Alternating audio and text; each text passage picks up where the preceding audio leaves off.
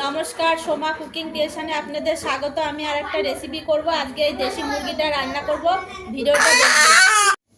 দেশি মুরগিটা কেটে নিয়েছি, কেটে ধুয়ে পরিষ্কার করে নিয়েছি। আর আমি দেশি মুরগির ওই চামড়াটা সহকারে রান্না করব, ওই জন্য স্কিনটা নিয়েছি। মাংসটাকে গরম জলে চুবিয়ে ভালো করে ধুয়ে পরিষ্কার করে নিয়েছি, লোমপোষ করে নিয়েছি। এর মাংসটা মাখিয়ে নেবো ভালো করে। লবণ দেবো, হলুদ গুঁড়ো দেবো, শুকনো লঙ্কার গুঁড়ো দেবো, পেঁয়াজ আর রসুন একসাথে বেটে রেখেছি, পরিমাণ মতো দিয়ে দেবো।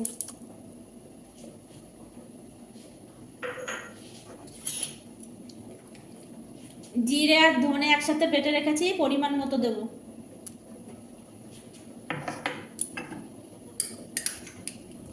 আদা বাটা দেবো পরিমাণ মতো।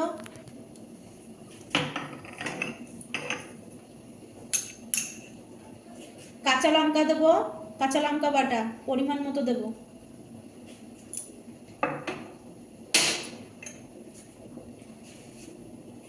পরিমাণ মতো সর্ষের তেল দেবো।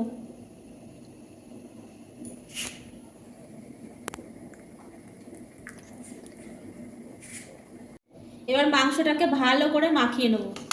আর তেলটা একটু বেশি দিয়ে নিয়েছি, একবারে ভালো করে মাখাবো। আর রান্না করার সময় অল্প তেল দিলেই হয়ে যাবে। ভালো করে মাখবো। আর এইভাবে স্কিন সহ করে রান্না করলে বেশি তেল লাগে না।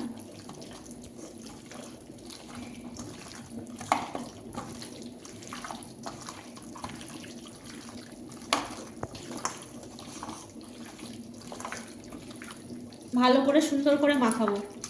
মাখিয়ে আধ ঘন্টা রেখে দেবো আমি মাংসটা, তারপরে রান্না করব।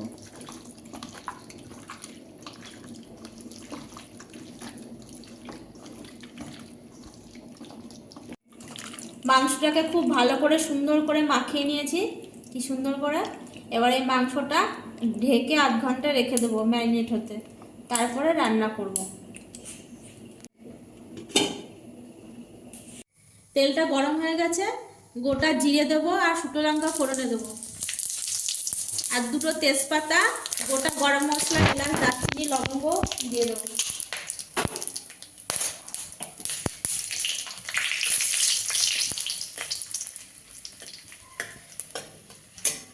মশলাটা সুন্দর গন্ধ বেরিয়েছে, ভাজা হয়ে গেছে। এবার পেঁয়াজ কুচি দিয়ে দেবো।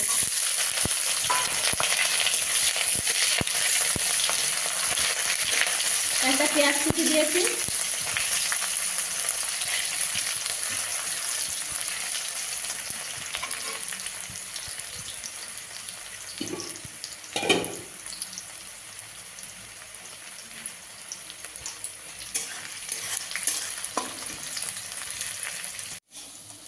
এবার ম্যারিনেট করা মাংসটা দিয়ে দেবো। আধ ঘন্টা মেখে রেখে দিয়েছিলাম।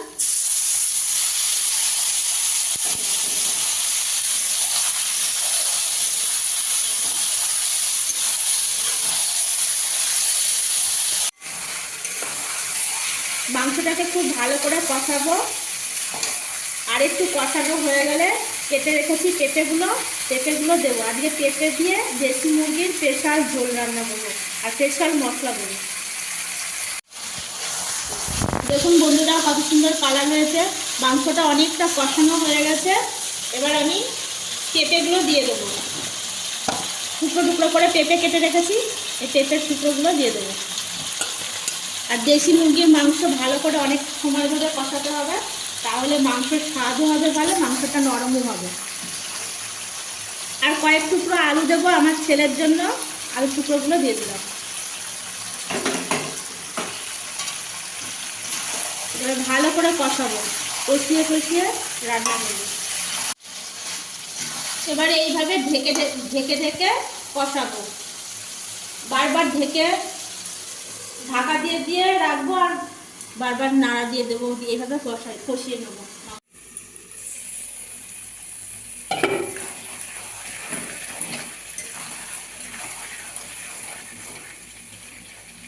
এই দেখুন কতটা নরম হয়ে গেছে আলু পেঁপে, আর কত সুন্দর কষানো হয়েছে। এবার জল দিয়ে দেবো। এবার পরিমাণ মতো জল দিয়ে দেবো।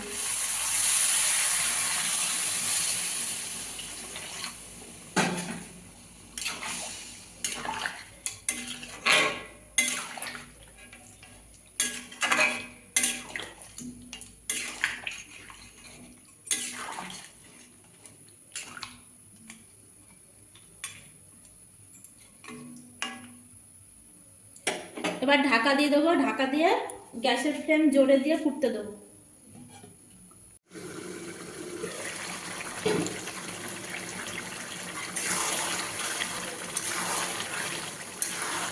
ঝোলটা দেখুন কতটা শুকিয়ে গেছে। আর দেখুন আলু, পেঁপে, মাংস সবই গলে গেছে।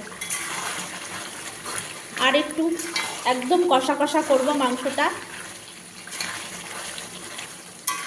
এবার স্পেশাল যে ভাজা মশলা করে রেখেছি সেই স্পেশাল ভাজা মশলাটা দিয়ে দেবো।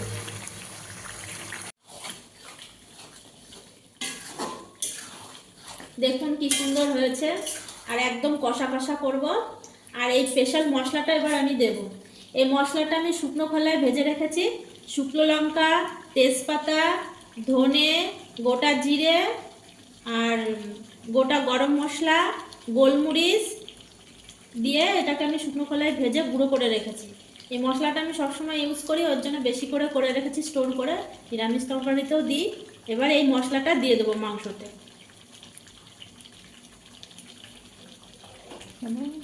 এবার ভালো করে নাড়াচাড়া করে নেবো। আর এই মশলাটা মাংসের মধ্যে দিলে পরে দারুণ স্বাদ হয় বন্ধুরা। আর এই শীতকালের দিনে দেশি মুরগির ঝোল, এরকম কষা কষা ঝোলের থেকে আমি কষা কষা মাংস, সেই স্বাদ।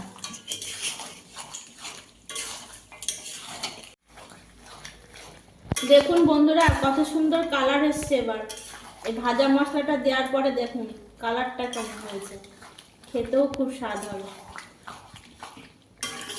আর খুব সুন্দর গন্ধও বেরিয়েছে। মাংসটা আমার রান্না হয়ে গেছে, পেঁপে দিয়ে দেশি মুরগির কষা কষা মাংস। এবার নামিয়ে নেব। পেঁপে দিয়ে দেশি মুরগির কষা কষা মাংস রান্নাটা আমি নামিয়ে নিয়েছি। আর বন্ধুরা দেখুন কত সুন্দর হয়েছে কালার। যেরকম কালার হয়েছে খেতেও সেরকম সুন্দর হয়েছে। আর এইভাবেই রান্না করে খেয়ে আমাকে বলবেন কেমন হয়েছে। আপনারা যদি আমাকে কমেন্ট করে না জানান তাহলে আমি কি করে বুঝবো বলুন। এইভাবে রান্না করে খেয়ে বলবেন কেমন হয়েছে। ভালো লাগলে পাশে থাকবেন।